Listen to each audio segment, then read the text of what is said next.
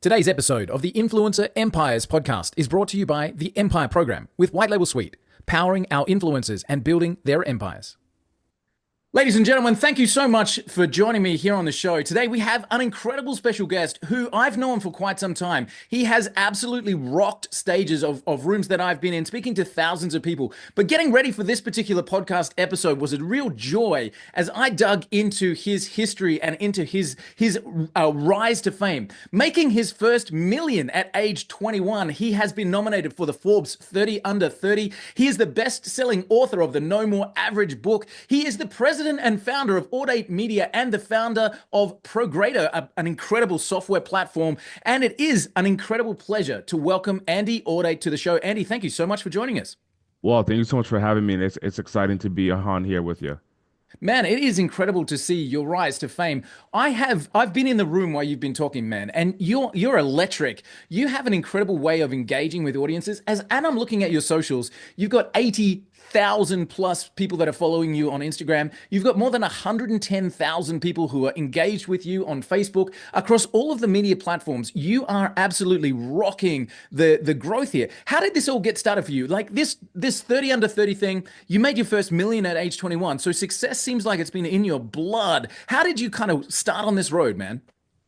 I started because I wanted Nike Air Forces. That's the real starting point. Nike Air Forces, the black top, the black mid tops, the ones with the Velcro swoosh on the side. And my dad said, "I'm gonna go to New York. I'm gonna go get it for you. I'm gonna go get you the shoes." And he went to New York, and I don't know if he thought I would forget it, but he went to New York, came back without them, and I realized that the real reason he couldn't get them was because of finances. And so I said, all right, I'm gonna go get it. I'm gonna go get the shoes that I want. And it was snowing at the time on the East Coast in the United States. It was snowing, and I went to door, and I said, hey, can I shovel for you? Pay me $20. So I got enough people to pay me between $10 and $20, and I made my first 160 bucks. And I remember I was ironing the clothes. I was ironing the money on my bed, and my mom came in. I felt like a drug dealer at the time. Like I was like, oh my gosh, like I got all this money on my bed. It was $160, right? And I was ironing it to make it flat, and I didn't end up buying the shoes because I realized like it was my money at that point, and I wanted to make sure. But that lesson taught me such a huge lesson of what it actually takes to create results, and that was the starting point for me, man. Wow, that's incredible, man. So you literally had that drive, go and create something, go and create an income stream from like shoveling snow. And then like how did you go from there? So you've gone into the telecom industry, like you've started in retail. I'm reading your history there. Like you were all the way back starting in kind of metro PCs, computer shops, that kind of stuff. Like what happened from school, college and into the entrepreneurial world that you're now rocking in? My mom was like, "Hey, go to college, get a degree. Maybe one day you can graduate." And I remember her secret number, not the secret number, but the big number was $80,000 a year. So now I have expenses that are $80,000 a year. But I remember back then she was like, go to school and you can graduate. And when you graduate, you can work a job, maybe in the medical field. And after a certain amount of years, 5, 6, 7, 8, 9, 10 years, you can then get upwards of $80,000. Why wouldn't you want to get upwards of $80,000 after spending a decade working for somebody? And I said, I was quiet. I remember when she was explaining to me, I was very quiet, but in my head, I was doing the math, and I was like, do I have to really wait that long? And so I started my journey. I did go to school. I went to school for a semester. I couldn't do the math. It wasn't working for me. There was a math class that I couldn't pass. And it was the math class to get into college. And I couldn't pass that. I could pass every other class, couldn't pass that one. So I remember at that time I was working a job. And the job that I was working was Metro PCS, which is a cell phone franchise in the United States. And I went to my boss at the time was telling me like, Andy, you don't have to go to school. You can learn sales, you can learn how to close deals, learn how to make your own money. And look at us. And it was some black guys that I worked for that that showed me the game. And they ended up mentoring me. And then I ended up becoming business partners with them. It was a huge growth spurt with Metro PCS because in 2013 they got acquired by T-Mobile. T-Mobile is one of the biggest cell phone companies in the United States, one of the top four. And Metro PCS was a prepaid brand, which was like one of the smaller carriers. And usually, as a smaller carrier, you have to go under one of the top four. So originally, they were under Sprint, and then T-Mobile came in, bought them out, and it made them a top tier business. Gave them all the skills, all the systems, all the technology. Now, I was a manager at one of their locations. So when T-Mobile came in, they put a bunch of resources, and they put something in the community called MDF, Market Development Funds, where T-Mobile put down hundreds of millions, if not billions of dollars into growing the brand back then. And I was able to scoop up some of the money, but most importantly, I was able to open up my own locations. So I ended up having four brands with T-Mobile, four locations. And then I made my first million myself, my own million, not taking T-Mobile's money, my own million. And that's when I had enough money to leave, and I essentially retired for a cool bit of time. And I went to go figure out what I wanted to do. And I went to go figure out I wanted to become a digital marketing expert. And I transitioned into digital marketing and went on a journey of studying digital marketing. And that's where I am today. Wow. And Did you go it's back and been buy 10 years. the Nike black top shoes, man, when you had that million? I I did buy the Nike. It was a nostalgic moment. I did buy the shoes. I remember going to the mall and I bought the shoes. I bought a lot of shoes, and it was full circle, but at the time I realized like there were bigger fish to fry and bigger things. But that was the beautiful start of a huge journey that I'm still on today. Amazing, dude. Amazing. So let me dig into a couple of little points there. So you did something at age 21 that most people wait until their later life to do. You retired for a little while. So you had that million in the bank. Um, Tell me about that time. Like how long were you unplugged for and what happened mentally, what happened emotionally, what happened to Andy Audate during that time of early millionaire status and retirement? So I moved. I lived in a small town, and then I moved to Los Angeles, California. So that was the big thing. And then I moved into skyrise apartments right now. I was living right next to the Staples Center, which is now the crypto.com arena in downtown Los Angeles. So right in front of my house essentially is like the Lakers coming in and out. Like I was spending buku bucks to, living where I was living, compared to where I'm from. Bought cars, stuff like that, and there was a time where I would actually have a different car every week. I started renting a lot of cars, so I would have an Audi one week, and then I would have a Ford, one of the classics with the Fords, and I don't even know the names of the cars. I would just rent different cars. I would just look at them in the lot, and I would just rent different cars. I would travel. I would go to Miami, California. I would travel a lot, and I wasn't working that this whole time. And I think the biggest mistake that I made reverting back is I didn't have any income source. Mm. My ego was it was so easy to do it. Like think about this. I'm 21 years old, and it was so easy to do it the first time. I'll just do it again. And um, there was a lot of lessons that I learned, and I thought those lessons were enough to just do it again and again and again and again and again. So I didn't have any income. I left the industry, and the reason I left the industry, Walt, it was because there was actually a scenario. I'm a man who likes freedom. I enjoy freedom. I don't like in school. I didn't like being told what to do, things of that nature, right? And in 2015, there was like this huge blizzard in Rhode Island, where I'm originally from. And I had the stores and my employees, I said, hey, look, it's snowing. There's no reason for me to pay payroll. On top of that, there's no reason for me, for you guys to go into the store. You guys don't even want to go into the store. And we're probably not going to sell cell phones. The snow is waist high. We're not going to go sell cell phones today. And um, I told my team, you don't have to go into to work. A couple hours later, I'm sleeping, and T-Mobile calls me. We had a representative. Each franchise dealer gets a representative. And T-Mobile calls me and says, Andy, your store's not open. What's going on? I'm at one of the stores in Coventry, which we converted a Subway into a cell phone store.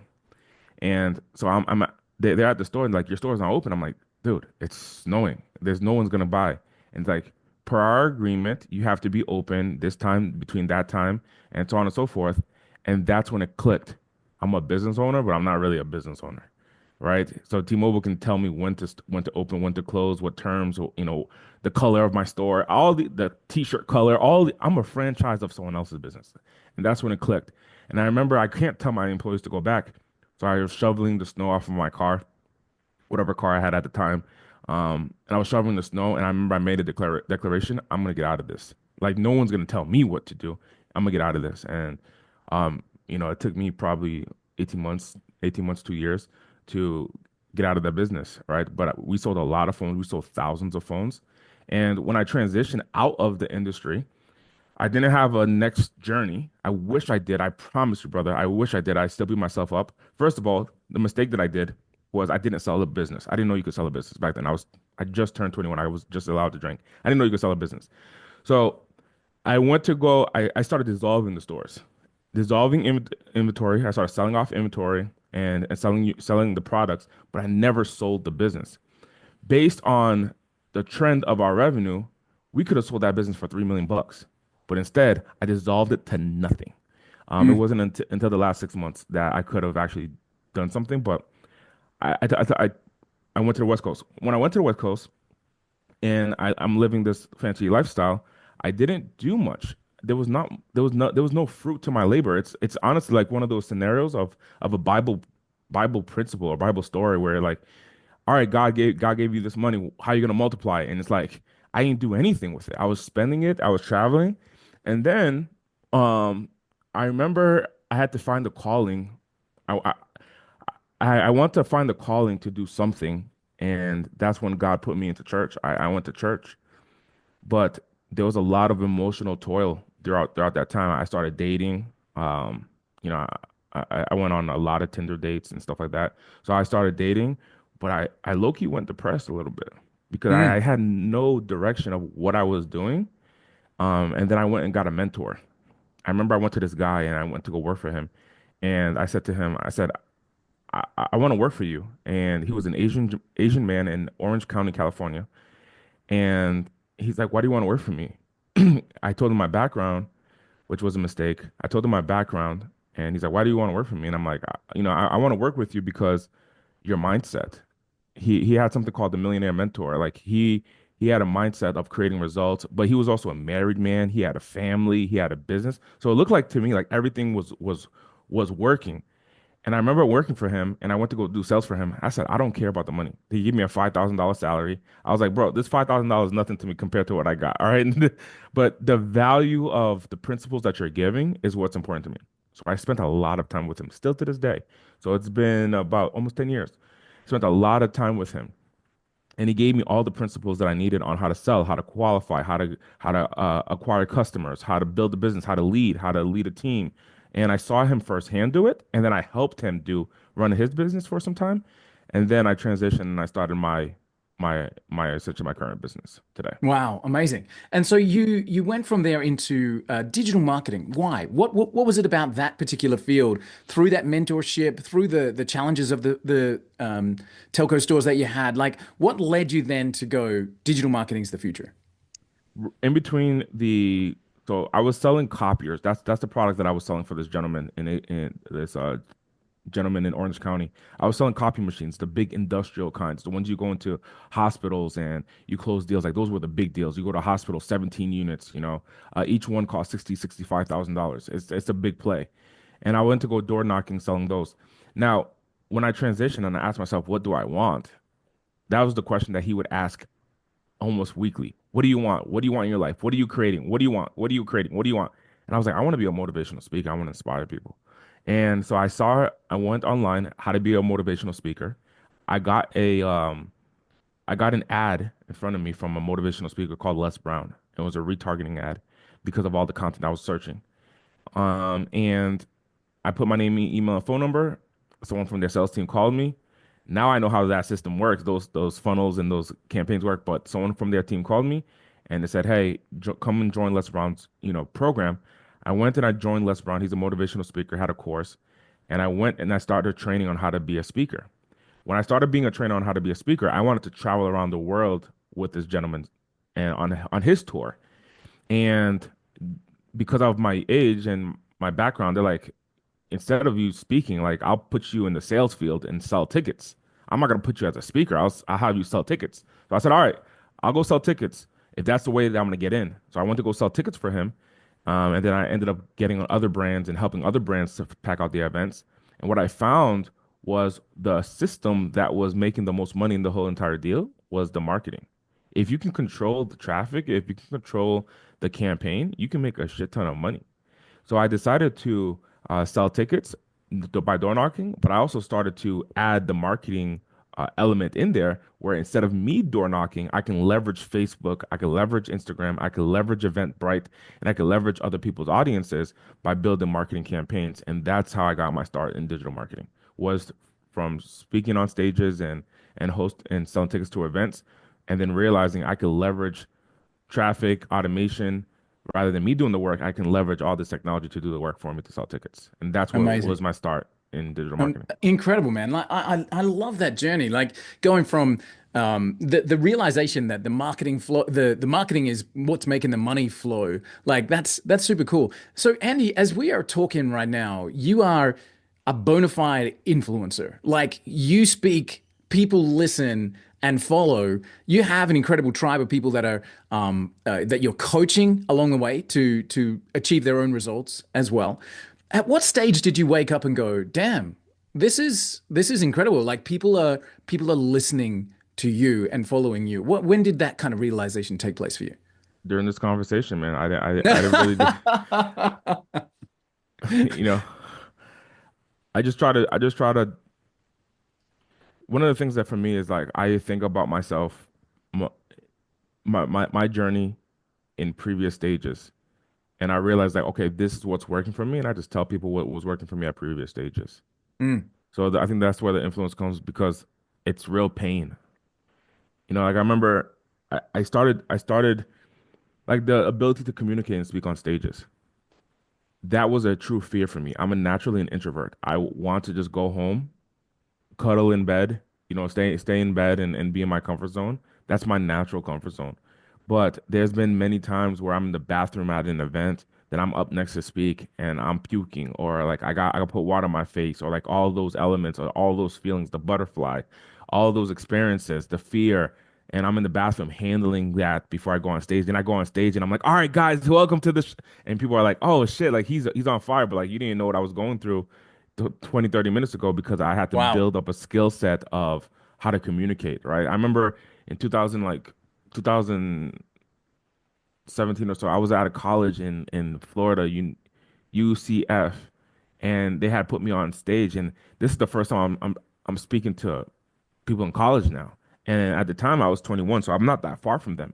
And I had to present myself in a suit and like I'm looking at them like they're my peers and I'm feeling this sense of emotions, rock gnarly emotions that I'm like, okay, how am I going to handle this?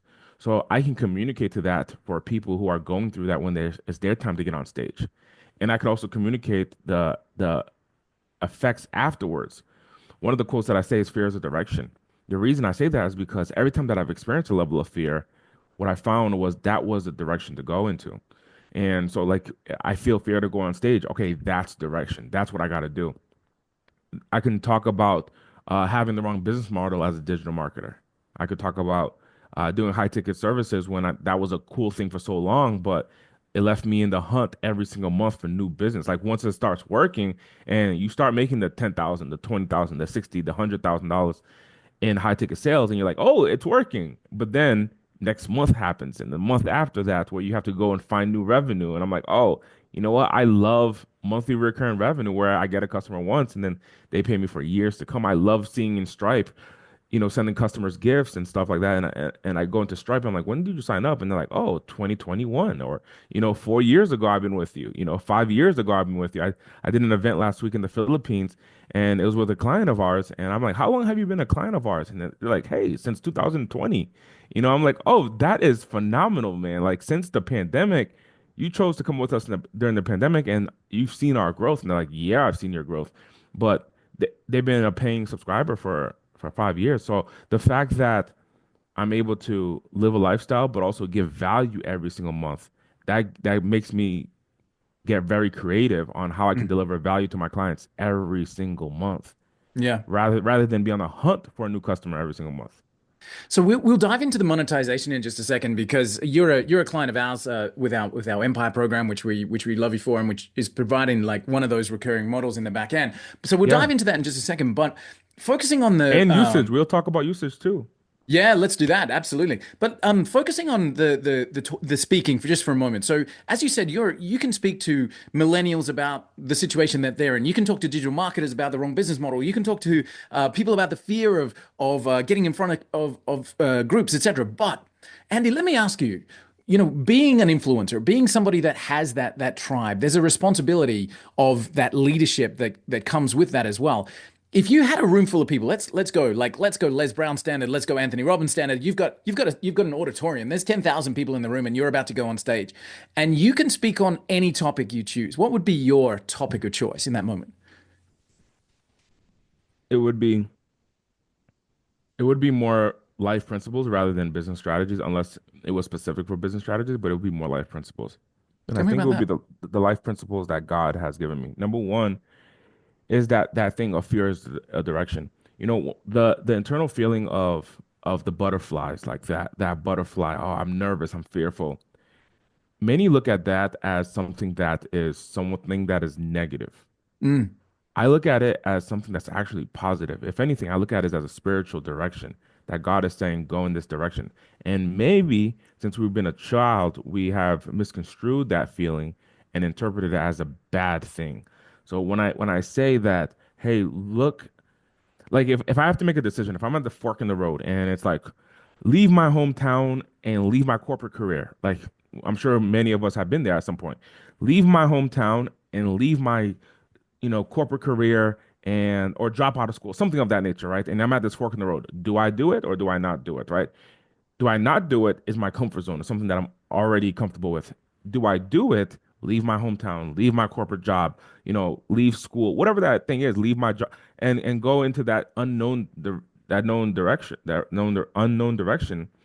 There's gonna be a level of fear, man. And I think that level of fear is actually the direction to go into. So if I was on a stage, I would share different scenarios and different stories. I would prove the point, and then I would share the point, and then I would explain why that point is so true.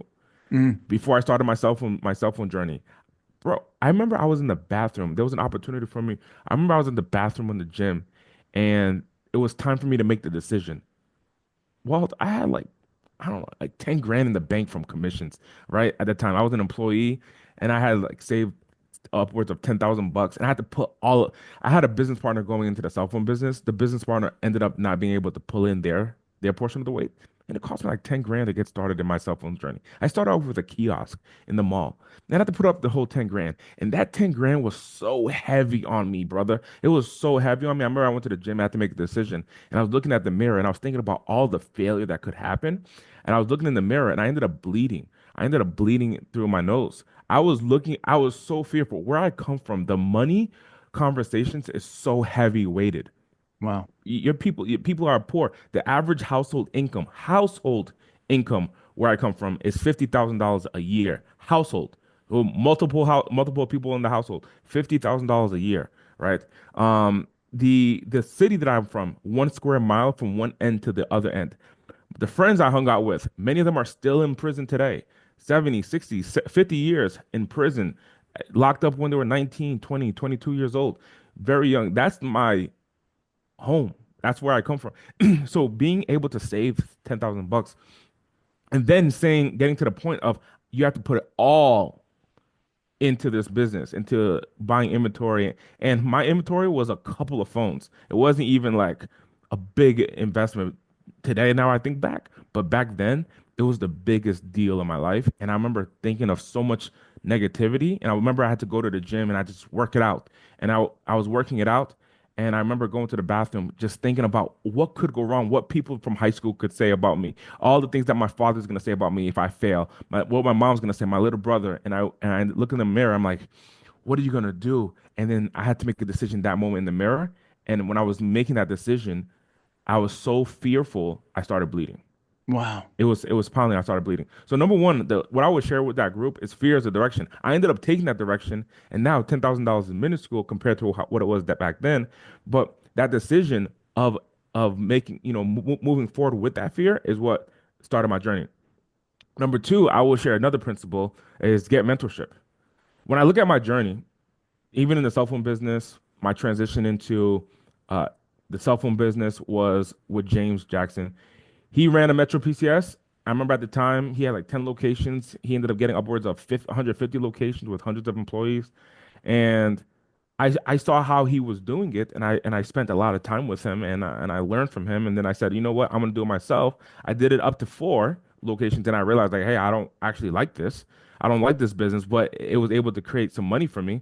And then I transitioned, and I traveled with, or I went. My mentor, the Asian mentor, was Mr. Lee. That was his name, and he had the Lamborghinis, the whole lifestyle. I spent time with him. Then I spent time with Les Brown. I would pick him up from the airport. We would travel from city to city doing events. I got up to that ranking where I was able to spend time with him. And not, it's not that there's ranks, but I got up to that level of closeness and proximity where he would call me and I would pick him up from the airport. We would go to another hotel, this event to that event, and we would travel together. Then, so he mentored me on how to communicate and how to speak. And then now high level, I look at high level as a mentor where I'm looking to do the big SaaS play. I'm like, high level, will you mentor me? And Sean and Robin, I was with Robin Alex last week in Arkansas. We were in the car together and I'm asking them like, hey, like this is what we're doing in our SaaS. This is our play. What have you learned in the high level that we can adopt inside of our version? Even though we're under you, like what our success is your success. Give us the game. And I'm sure that those moments are going to be stories for the future that I can share. Like, well, how did you sell a software for 100 million bucks? And I'm like, oh, this is what we did. We partnered with people like White Label Suite. We had this in the back end. We had customer success. We had these automations. We had this campaign, and so on and so forth. And then the result was a valuation of $100 million, and we decided to beat the bullet and we exited. I Or love we it. partly exited, or partially exited. So number two is would be get a mentor. Number three would be take action fast. Hmm. So I would explain that point, and then I would explain a bunch of stories about taking action fast, because you can understand fears of direction, you can understand the get mentorship, but then if you keep the idea in your head long enough, someone else is going to take that idea. I remember I was with Les Brown one time in 2000 years ago, and we were having breakfast, and this was one of our off days, and we would just go chill and have breakfast. And I remember he had asked me for a book name, the title of a book, what it should be. He ended up taking the name and then he ended up writing a book on that. So it's on Amazon today. It's been a number one bestseller for a while. But maybe not today as of right now, but before when it launched, this was 2018. But when we were sitting down, he was like, "Okay, I got these names. Okay, I got these names. Which one do you think? Your younger generation. I want to hear your thoughts." And I was like, "All right, based on what you're saying here, like I know this is your quote, but this is what's gonna hit. This is what's gonna hit online. This is what if you say this on a podcast, people are gonna love this." So I gave him that name, and he's like, "All right, I need to get the domain right now." And I'm like, "Why right now? Like, let's finish eating. Let's." He's like, "When you have the thought, you need to take action fast because it's as if the molecules or whatever is in the air that someone else could capture that thought, and then they can be the one to take action on it. So if you really want to create success, you must take action fast." And that's when I was like, "Oh." Got it. Every opportunity in life, when you have the opportunity, if you ponder on it long enough, talk about it long enough, someone else is gonna grab that. And you're gonna be like, man, I was the one that created that Apple computer. I was the one that created that Nike shoes. Man, that was my idea. And then you die having created nothing when the other person, what they did differently is that they just took action quicker than you did. Is that something that you live with today? Like, do you look, feel it, and act on it immediately? Yeah, yeah. Yeah, That's cool. even when we did our deal, like remember if you remember in the conversation, I was like, Yep. I don't know if we're ready, brother. Like, I don't even know if like what, you know, now we got to create a knowledge base. We got like there's a bunch of elements that we have to do to move the amount of customers that we have into usage. And I was like, team, let's do it. I love Done. And that. I, I done. remember the I'm committed. conversation, and it was a direct reflection on take action. Now, hey Andy, just go back to that young kid in the bathroom, about to make that investment with the 10,000, and you're starting to bleed. Take yourself back to that room right now and the feeling that you had, and if you can, be a mentor to that kid right now. What would you, Andy Audate, standing on the shoulder of the young Andy Audate, faced with that opportunity and that decision, bleeding because he's worried about what could happen, what would you say to that kid now? I would say, how big is your vision? I would ask like how, in the grand scheme of things, how big do you envision your life to be 5 years, 10 years, 20 years from now? and he would tell me an answer, and I probably at the time he would be like, you know, probably like $30,000 a month or 20, some nominal number today, but like let's say it was 25,000 bucks a month. So he would tell me that, and I would say, take that investment that you're gonna do now. If you put that all in and you get to that $25,000 a month, is it worth it? And then his answer would be, yeah, of course, that'll be a no-brainer. If you take that $10,000 investment and you put it towards the a business and it doesn't work out, but you learn the lessons and the principles that got you to the $25,000 a month business, would it be worth it? And then that's when it's like, but if I learned the principles that end up getting me to the $25,000 a month, then the answer would be yes. So in both scenarios, it's a yes, it's worth it. That's why you take the leap. That's why you do it. I love it. My One, mentor said to me, you either earn something or you learn something, and either way you win. yes, yes, and I think that those are the principles that outweighs the actual earning. Because Mm, the money that I spent back then, I don't know where that money gone. That was 10 years ago. But today, those principles still live on. That yeah, mindset still lives on, and that's what creates success today. I love it. What would future As I Andy? was explaining that to Yeah, you, I was imagining my little brother, mm, who's 2 years my junior, and now he's calling me. I love that. Dude, talk about Now the molecules coming out. the molecules. Hey, bro, let me call you back. I'm on a podcast right now. All right, bro. Super cool. Hey, so what would future Andy say to you right now? Like, take yourself forward 20 years.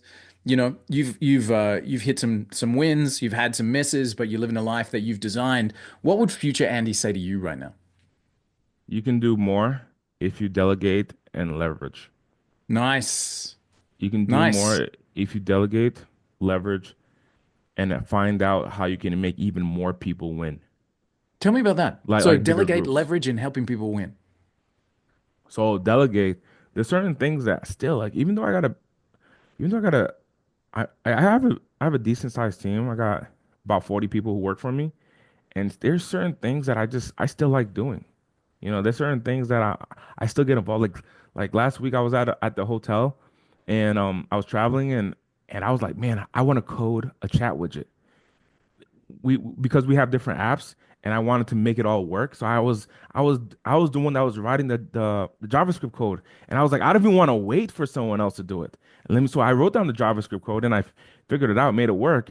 But then I was like, man, did I need to do this? It took me 30 minutes or so, but I was like, do I need to do this? So there's still certain things that I got to be okay with the time, with the distance of time that it takes. As an entrepreneur, many times it's like I want to see it now, Mm, and that between that moment of 8 p.m. where I had the thought of having a multi-chat widget built for our membership portal, that moment didn't even want to wait the 48 hours for my development team to go ahead and create it. I was like, I'm gonna figure it out. So I think there's gonna be moments where my older self is gonna say, you could have done more in that time if you just truly let it go, like get it off your plate and let it go. Even your ideas, like just record a Loom video, submit it, and allow your team that you hired to take it on. And I think that's still a principle that I still get to like let go of. nice. Sounds like Be- old Andy's going to be wise, man. You'll have to pop back in and do another session with us. yeah, yeah. He's going to be wise, man. Hey, so Number like, two, the yeah, go, leverage. go. Absolutely. Keep going. The number two is the leverage is identify partners. I remember I was reading a book called Focus by Al Reese this weekend, and he was saying, who in your customer base or who in your fulfillment benefits when you sell? And I was like, what do you mean by that? So I'll give you an example through the examples that he was talking about. So he was talking about, like, for example, if you are running a like a taxi business. Now, this book was written in 1996, but he was like, if you're running a taxi business, the gasoline companies benefit, right? So if you're going through some challenges in your business, why don't you bring in some partners like the gasoline business? Because when you sell more taxi slots, you're going to end up consuming more gasoline. So they win Mm, as so you can leverage those relationships, right? yeah. You can leverage those relationships. So if you're running a taxi business, bring in and now also the mechanic who's going to have to service your car. Like if you have a fleet of cars, you're going to end up going to them much more. So you can leverage a deal where they become your in-house mechanic rather than you outsourcing because you're gonna be as your business grows, so you can determine terms with them. So those are some examples of leverage. There's a bunch of different other factors when it comes down to leverage. But then the number three principle that I think the bigger older me is gonna really think about is identify groups to help win rather than individuals. Okay, tell me Identify about that. groups. So today we help a lot of individuals win. We help a Mm, lot of independent business owners. We call them IBOs or entrepreneurs. Um, we help them win as the entrepreneur that's leading their organization. I think that there's bigger groups that collectively have bigger problems and we can support them to win. Like for example, Amazon helped a large group of people win, right? Damn near most of America. The nuclear family who wants to buy the toothpaste for the kids they don't have time to travel to the grocery store. They want to buy the toothpaste. They help that group of people, which is the nuclear family, the mom, the dad, and the kids. They help them win. Now, do other people use their products? For sure, but they at least helped one large group of people, the nuclear family, mom, dad, and two kids. So now today we help entrepreneurs. I think there's going to be bigger groups that we can support winning, and bigger companies that we can support in winning. I love it. So cool. So, dude, like you're moving forward now. Are you designing the life of your dreams, Andy, or are you still frustrated with elements of the day to day? I would say today, truthfully, I have designed the life of my dreams today. Amazing. The fact that my 16-year-old self would have said, hey, I want you to travel. I want you to be married. I want you to have someone like you can trust, have a kid. So like I have a daughter on the way. Last Congrats. just 48 hours ago, I was in Manila, Philippines. I spent all of last week there. Before that, I was on stage with Kevin Harrington and Damon John and all these folks. And then the week before that, I'm travel. So it's a lot of travel was a big factor. The relationship with money, I don't have a relationship with money where there's scarcity. I don't have a scarcity conversation when it comes to money. I have a multiplication conversation. I have an expansion conversation when it comes down to money. My relationship with money has completely changed, which which to me that was the life that I wanted to live. Me and my wife went to the I had a photo here. Me and my wife just went to Hawaii and we were scuba diving with turtles and fishes and so on and so forth. And throughout that time, I'm looking at Stripe and I'm like, hey babe, at dinner, I'm like, hey babe, just wanted to show you something. Let you know I'm still the man, MRR, right? So all those small things, I think to me is the life that I genuinely dreamed of at 16 years old. Now that I've accomplished that, my vision is to live the dreams of my 30-year-old self. Now, my 30-year-old dream is much bigger and much more expansive and much more impactful to the rest. So I taking care at least of my home. Now I want to take care of bigger groups of people, and that's where my 30-year-old self, which I turned 35 months ago, my 30-year-old conversation is to make a bigger impact, thinking about legacy. What will happen when I'm not here anymore? What will I have implemented when I'm not here? Who would I have made an impact to? How many people would I have mentored? Things of that nature. That's today's conversation in which I get to live out those dreams. I love it, man. So you talked before about the advice to your younger self, and you were asking the question where if you had invested 10,000 but learned the skills to build the $25,000 a month, would it be worth it? Yeah, absolutely, it would. So Andy, designing this life that you now have, is it a formula? Could you do it again? Yeah, oh, 100%. Tell me about 100%. that. Like, what would be the step 1 to 5? Start again, start from scratch, clean slate. Sucks, but let's go. We can do it. What's the one to So five? so number one is I get to find a person. The fastest way to create results is to get around people. Now, there's levels to professionalism, there's levels to money, there's levels to results, there's levels to identity, there's levels. So, for example, you can say, hey, the entrepreneur that I want to get hang around with is Donald Trump. Like you can make that your target person that you want to spend time with, but then there's a tremendous amount of layers to get to someone to spend time with Donald Trump. But there's also the neighborhood entrepreneur that's near you. So first of all, I would find somebody that I can get mentored by. Like that's been a principle. So if you notice through my story, when I wanted to figure out the cell phone deal, that was my first mentor, my first real deal mentor, um, who showed me principles. That $10,000, I'll give you an example. That $10,000 that I saved up was from his mentorship that I saved up. I remember I had gotten to like 7 grand in my commissions, and I went to him and I said, "Hey man, what do I do with the 7 grand? Like I don't know what to do with the money, so I got to spend it, do something with it. I'm used to being broke." And he's like, "Just put in a different bank account." So he started teaching me the principles of profit first. If you understand Mike McCallowitz's book, Profit First, that's a principle like where you have different bank accounts to manage your money rather than having one big bank account. You can have multiple bank accounts. So like in one business, I could have 11, 12 bank accounts for all different reasons, not because it's crazy amount of money in there, it's just for different reasons. And that's a great way to make sure your business is profitable. So he started teaching me those principles that he had to learn. And so he said, put in a different bank account, don't look at it, don't touch it. And I remember saying, but I have the money. Let me go buy a car. And he said, don't buy a car. Ride your wheels until it fall off, until the wheels fall off. And I remember that principle. I remember that conversation that we had, and it worked. So number one is I would say get a mentor. And the way that you identify the mentor is identify someone that you want to duplicate their life, at least at this stage, at least at this current result. Like you want to at least get to their level, and then you can always find another mentor and continue to grow. But find the mentor that you can level up with. So that's number one. Number two, it's actually serving. If you want to create more results, it's identifying how to serve other people. That mentor, find out how you can multiply his business. Find out how you can take his life to the next level or her life to the next level. Because it's the principles that is gonna serve you. It's the lessons that's gonna serve you. It's not you doing it yourself. Like it's those lessons that's gonna serve you. Like the fastest way that if you want to learn, I'll give you an example since we're in a similar industry.